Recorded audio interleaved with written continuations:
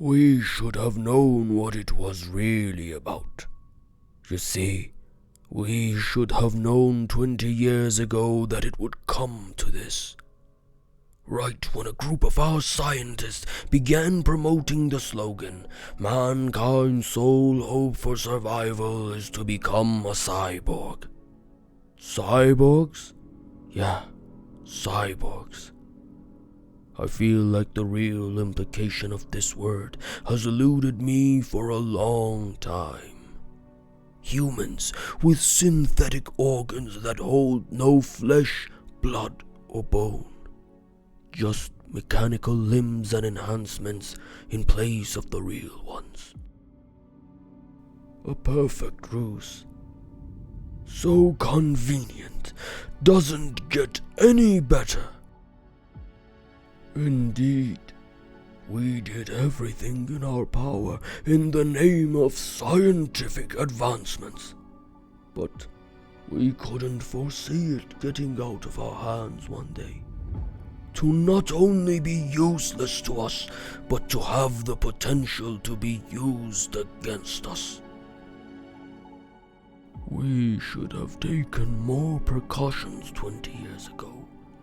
Not now, when we're past the point of no return.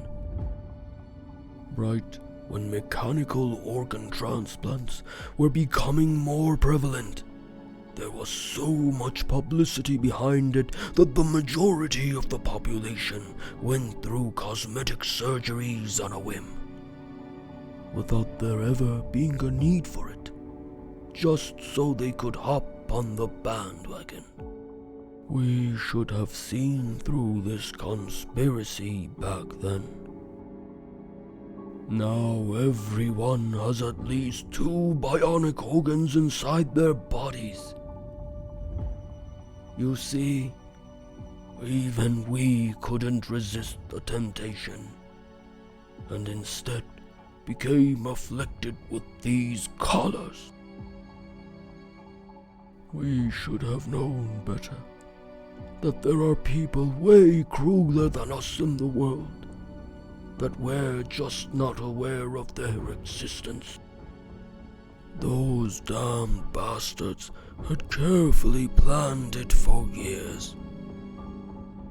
Just when we thought we had lowered people's defenses enough through the use of sociological methods, and had practically taken their hearts and minds under our thumb. A few seemingly harmless scientists brought up under our own supervision, and having gained some recognition, infiltrated our universities and started conspiring against us right in our labs, using our own hefty investments. And how naive we were, thinking that they worked for us, that they made our labor force all along. They knew the trend would be so enticing that it could even tempt the officials to go through these surgeries.